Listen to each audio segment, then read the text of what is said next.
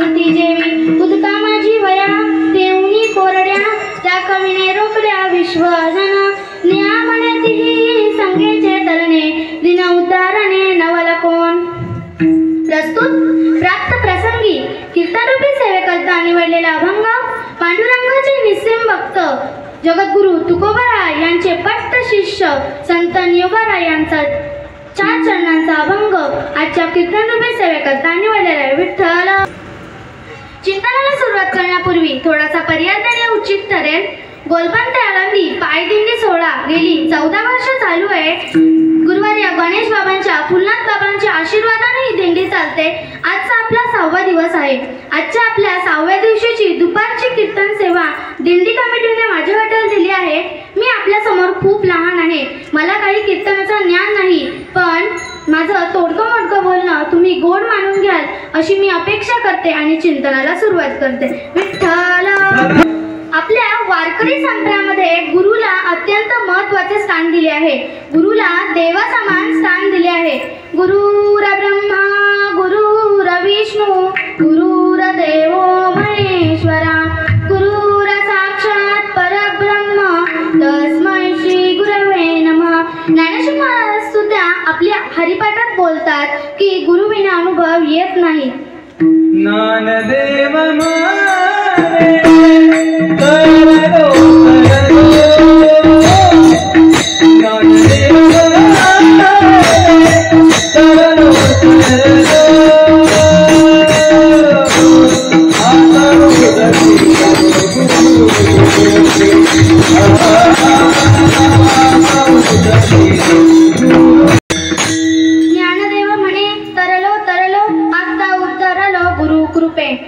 आता हेच सांगा, गुरुवारी गणेश बाबांचे आशीर्वाद व माझ्या बाबांचे जर आशीर्वाद माझ्यावर नसते तर मी या गादीवर उभी राहू शकले नसते।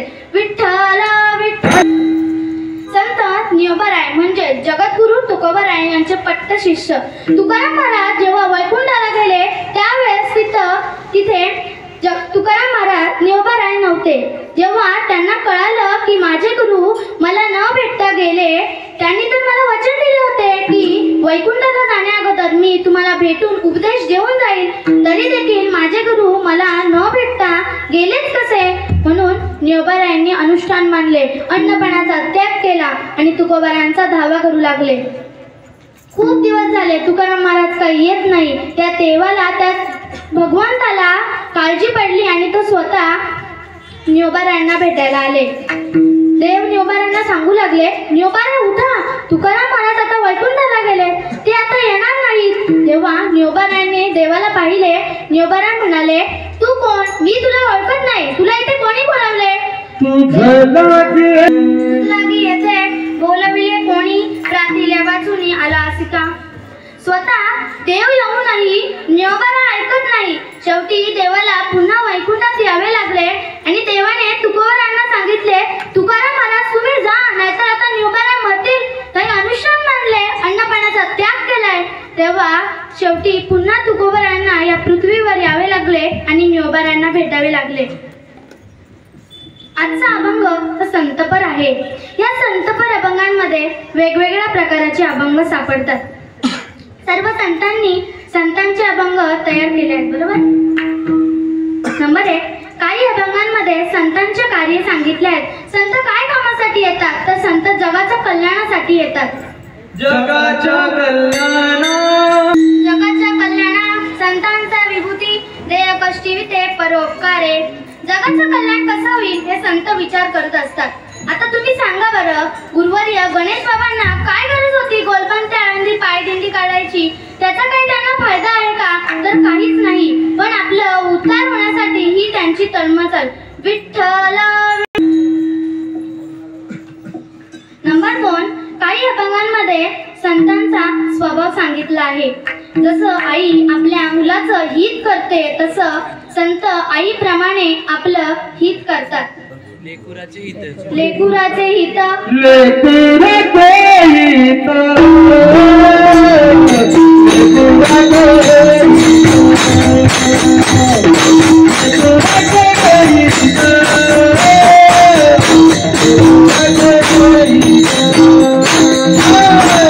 Oh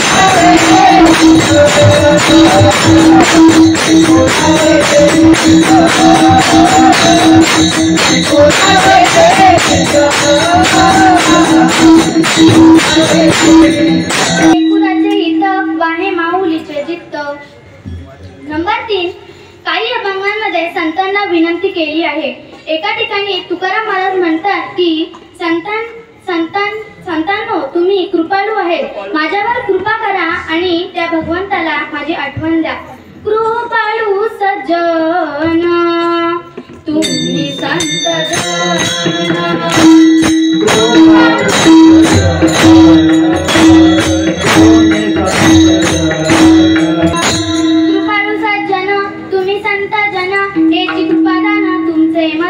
आठवण तुम्ही द्यावी पांडुरंगा, किंवा माझी सांगा. या अभंगांमध्ये तुकाराम महाराज संतांना विनंती करत आहेत. नंबर 4, काही अभंगांमध्ये संतांच्या मुळे काय फळ मिळते हे सुद्धा सांगणारे अभंग आहेत. तुकाराम महाराज म्हणतात की संतांच्या दर्शनामुळे मला देव जोडला. संत दर्शनी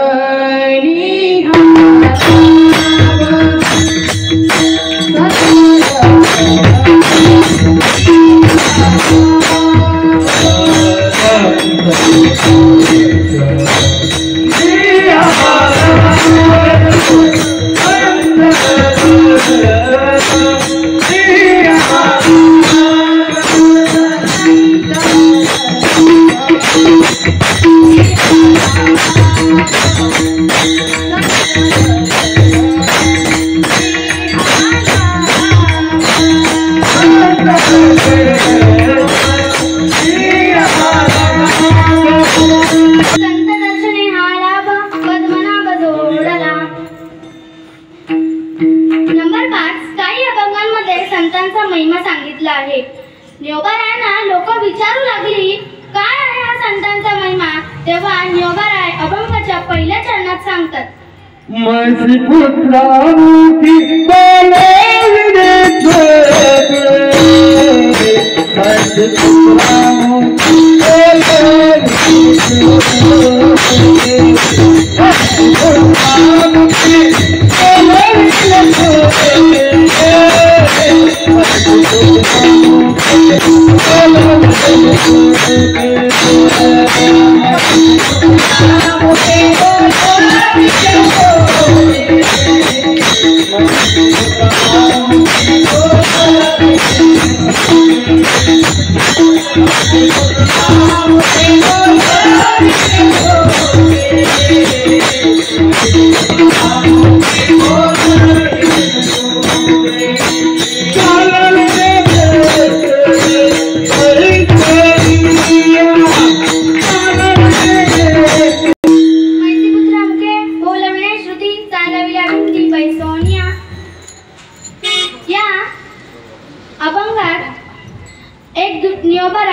एक दृष्टांत मांडतात.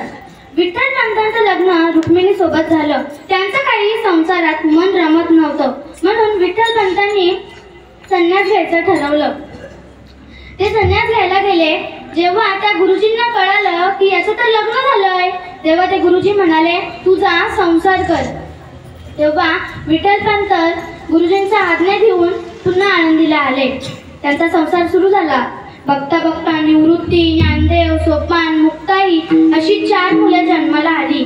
पण आळंदीचे ब्राह्मण काही त्यांना सुखाने जगू देत नव्हती किंवा वाळीत टाकून दिलं त्यांना. विठ्ठल पंत सिद्धिबेटात राहू लागले. मुलांना न्याय मिळवण्याकरता विठ्ठल पंतांनी खूप समजवायचा प्रयत्न केला, तरी देखील आळंदीचे ब्राह्मण काही ऐकायला तयार नाही. शेवटी विठ्ठल पंतांना पैठणला जावे लागले. पैठणला गेले तेव्हा तिथे ब्राह्मणांची सभा भरली होती. सभा भरली होती. विठ्ठल पंत म्हणाले आमच्या मुलांना न्याय, मला व माझ्या मुलांना न्याय हवा आहे. तिथली ब्राह्मण म्हणाली तुमच्या मुलाला व तुला जर न्याय हवा असेल तर एकच पर्याय, तोच म्हणजे देहांत प्रायश्चित्त. विठ्ठल पंत म्हणाले चालेल, मी देहांत प्रायश्चित्त करायला तयार आहे. विठ्ठल पंत आळंदीला आले. रात्र झाली होती. चारही मुले त्यांची झोपी गेली होती. मात्र रुक्मिणी जागी होती. रुक्मिणीने विठ्ठलपंतांना विचारले, काय हो, मिळालं का आपल्या मुलांना न्याय? तेव्हा विठ्ठलपंत म्हणाले, हो मिळालं, पण त्यांची एक अट आहे. रुक्मिणी म्हणाली, कसली अट? देहांत प्रायचित्त घ्यायची. रुक्मिणी शांत बसली. विठ्ठलपंत म्हणाले, घाबरू नकोस, मी आपल्या मुलांना न्याय मिळवण्याकरता देहांत प्रायचित्त करायला तयार आहे. रुक्मिणी म्हणाली, तुम्हीच नाही, मी सुद्धा तुमच्याजवळ देहांत प्रायचित्त करायला येणार. दोघेही त्याच रात्री 12 वाजता देहांत प्रायचित्त घ्यायला गेले. चारही मुले झोपली गेली होती. रुक्मिणीचं मन नव्हतं रमत आपल्या चारही मुलांना सोडून जायचं, तरी देखील ती देहांत प्रायचित्त करायला गेली. सकाळी चारही मुले उठली. बघतात तर आई बाबा नाही. पूर्ण घर शोधलं, काही मिळत नाही. तेव्हा निवृत्तीच्या उशाखाली एक चिठ्ठी सापडली. निवृत्तीने वाचून सांगितले की आता आपले आई बाबा आपल्याला परत कधीच भेटणार नाही. तेव्हा चारही बाबांनी खूप खूप खूप रडली. तरी देखील देहांत प्रायचित्त घेऊन सुद्धा ती आळंदीतली ब्राह्मणकाई त्यांना चौघांना सुखाने जगून देत नव्हती. शेवटी चारही भावंड पैठणला गेली. तिथे ब्राह्मणांची सभा भरली होती. ज्ञानोबा म्हणाले ब्राह्मणांना, सगळ्यांचा आत्मा तर एकच आहे, तरी देखील तुम्ही आम्हाला न्याय का नाही देत? तिथे ब्राह्मण म्हणाले, काय रे मूर्खा, तर सगळ्यांचा आत्मा एकच बोलतोस. तो आता जो रेडा चाललाय त्याचा आत्मा आणि तुझा आत्मा एकच आहे का? ज्ञानोबा म्हणाले, हो, माझा आत्मा आणि त्याचा आत्मा तर एकच आहे. ब्राह्मण म्हणाले, तू जसा वेद बोलतोस तसा तो रेडा वेद बोलेल का? ज्ञानोबा म्हणाले, हो, का बरं नाही, मी जसा वेद बोलतो तसा तो रेडा सुद्धा वेद बोलेल. ब्राह्मण म्हणाले, आणा रे इकडे रेड्याला. तेव्हा तो रेडा आला. ज्ञानोबारायांनी त्याच्या डोक्यावर हात ठेवला. ज्ञानोबाराय पुढे वेद बोलायचे, तो रेड्या मागे वेद बोलायचा. म्हणून ज्ञानोबाराय बोलतात, मैसीपुत्र मुखे बोलविणे श्रुती, चालविल्या भिंती बैसोनिया. पैठणवरून चारही भावंड येत असताना हे पुलतांबा गावातून येत होती. त्यांना एका गृहेच्या समोर खूप मेलेली माणसं दिसली. मुक्ताईने विचारलं, काय आहे? तिथल्या लोकांना विचारलं, काय आहे? तेव्हा तिथली लोक म्हणाली, एक चांदेव महाराज आहेत, त्यांनी 1400 वर्ष संन्यास केली आहे. ते समाधी घातली आहे ताई. ते समाधीतून बाहेर आले की सगळी मेलेली माणसं जिवंत करतील. मुक्ताई म्हणाली, एवढ्या मेलेल्या माणसांना जिवंत करण्यासाठी समाधी घ्यायची काय गरज? आता मी एका क्षणात या माणसांना जिवंत करते. रुक्मिणी तिथल्या एका मेलेल्या कुत्र्याचं हाडूक उचललं तर सगळ्या मेलेल्या माणसांच्या वरून फिरवलं आणि एका क्षणात ती माणसं जिवंत झाली. चांदेव महाराज समाधीतून बाहेर आले. चांदेव महाराज बघतात तर गृहेच्या सभा मेलेली माणसं कुठे केली, कोणी जिवंत केली त्यांना? त्यांच्या एका शिष्याने सांगितलं की ते 4 भावंड आली होती. त्याच्यामधली एका छोट्या मुलीने या माणसांना जिवंत केलं. चांदेव महाराज म्हणाले, मला सुद्धा त्यांना भेटायचंय. चांदेव महाराज वाघावर बसले, हातात चाप घेतला, सर्व शिष्यांना घेऊन निघाले आणि सकाळची वेळ होती. चारही भावंड एका पड्या भिंतीवर जाऊन बसली होती. पंडितांनी सांगितलं की तुम्हाला चांदेव महाराज भेटायला येत आहेत. तेव्हा ज्ञानोबा म्हणाले, एवढे मोठे साधू आपल्याला भेटायला येत आहेत, आपण सुद्धा त्यांना आणण्याकरता गेलं हवं पाहिजे. तेव्हा ज्या त्या पडक्या भिंतीवर बसले होते ना, ज्ञानोबा म्हणाले, चल बा भिंते चांदेव महाराजांकडे. आणि एका क्षणात ती भिंत चालायला लागली. म्हणून ज्ञानोबा बोलतात, चालविल्या भिंती बैसोनिया. संतांचा महिमा हा देवापेक्षा खूप श्रेष्ठ आहे. ज्ञानोबा लोकांना म्हणू लागली, अरे बाबांनो, संतांचा महिमा काही सामान्य नाही. नवे असामान्य महिमा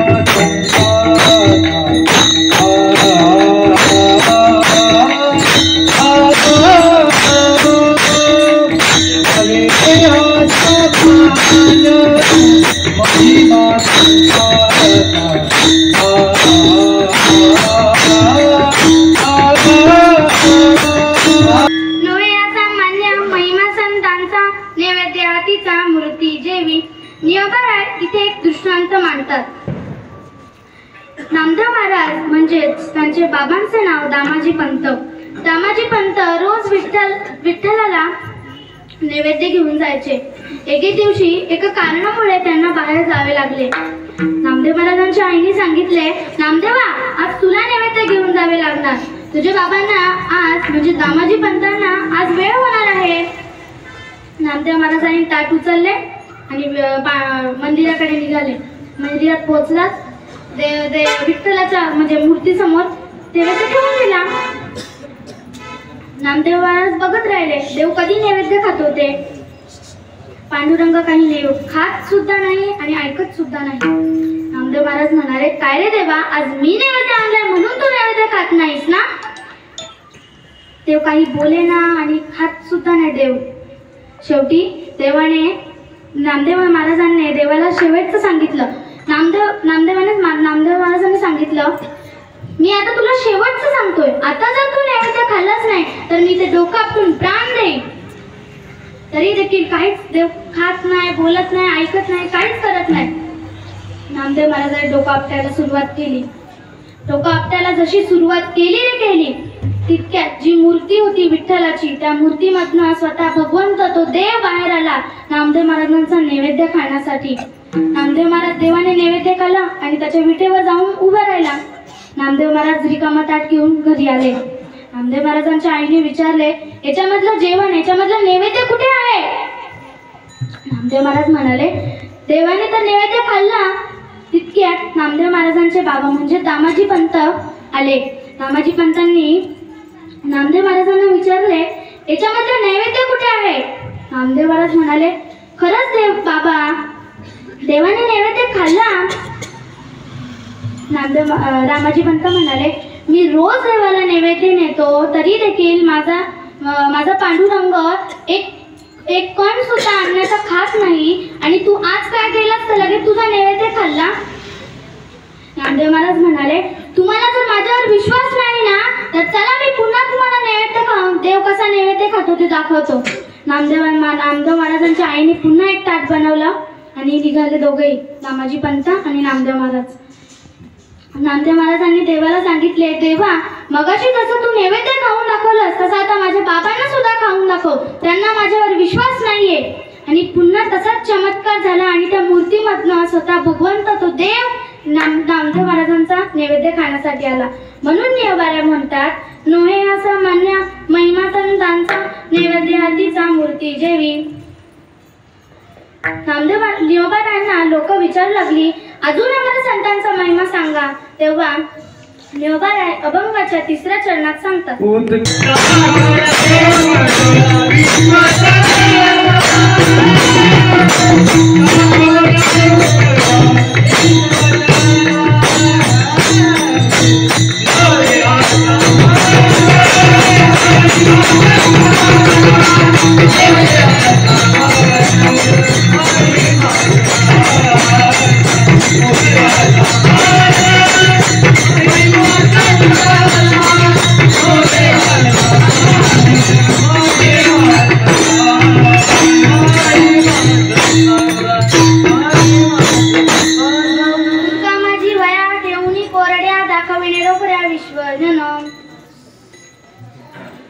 तुकाराम महाराज जेव्हा अभंग कीर्तन वेदाचा अर्थ सांगू लागले तेव्हा एक रामेश्वर भट्टांना कळालं की तुकाराम महाराज अभंग कीर्तन वेदाचा अर्थ सांगू लागले. रामेश्वर भट्ट खूप राग आला. रामेश्वर भट्टांनी तुकोबारायांना सांगितले, अभंग कीर्तन तुम्ही करायचे नाही, वेदाचा अर्थ लोकांना सांगायचा नाही. तुकाराम महाराज म्हणाले, मग ह्या ज्या मी वया केलेल्या आहेत, लिहिलेल्या आहेत त्याच्यात अभंग, ते काय करू मी आता. रामेश्वर भट्टांनी त्या वया घेतल्या, एक दगड, त्या वया सगळ्या त्या दगडाला बांधल्या. रामेश्वर भट्टांनी ते तुकोबारायांकडे गेलं.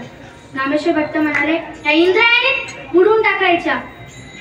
तुकोबारायांनी बुडून टाकले.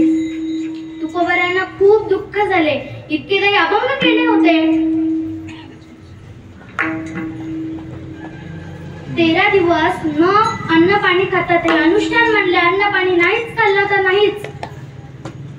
13व्या दिवशी काय चमत्कार झाला आणि जशा त्या कोरड्या वया जशा बुडवल्या होत्या ना त्या इंद्रायणीमध्ये, तशा त्या दगडा सकट त्या वरती तरंगल्या. अभंगाच्या शेवटच्या जन्म कळला म्हणती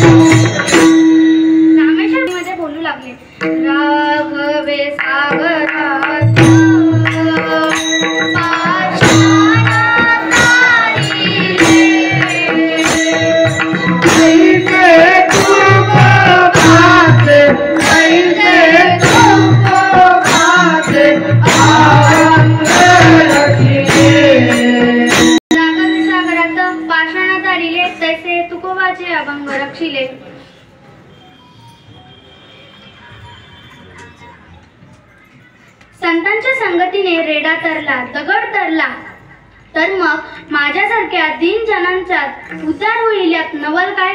अभंगाच्या शेवटच्या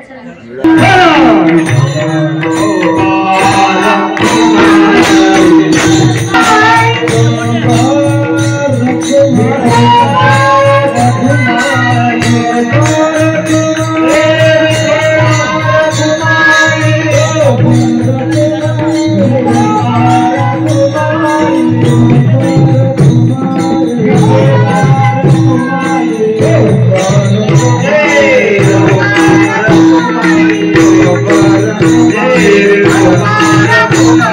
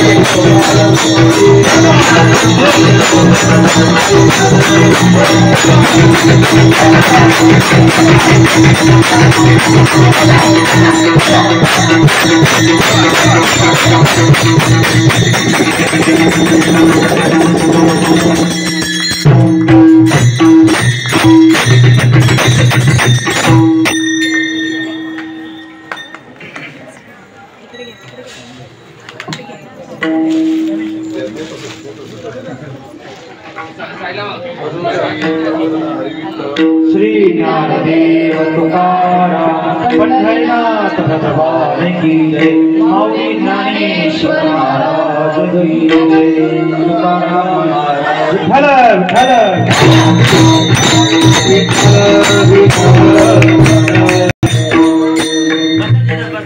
आपल्या सर्वांच्या आशीर्वादाने मला ही सेवा करता आली। मी आपल्या सर्वांचे खूप आभारी आहे।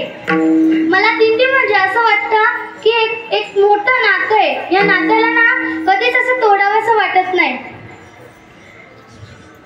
दिंडीमध्ये आपले गुरुवर्य गणेश बाबा, फुलनाथ बाबा, गुरुवर्य योगेश महाराज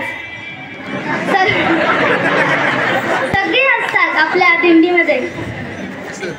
बरोबर आहे ना बेटा। वाटतंय की माझे इतके सख्खे भाऊ आहेत।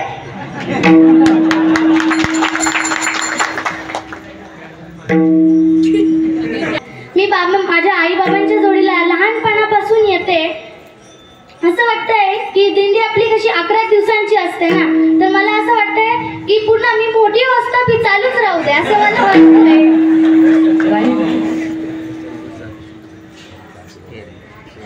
माझ्या आई बाबांच्या आशीर्वादाने, माझ्या आजी आजोबांच्या, तात्या नानीच्या, दादा दीदीच्या सगळ्यांच्या आशीर्वादाने, पप्पा वहिनी सगळ्यांच्या आशीर्वादाने मला सेवा करता आली आणि सेवा संपते।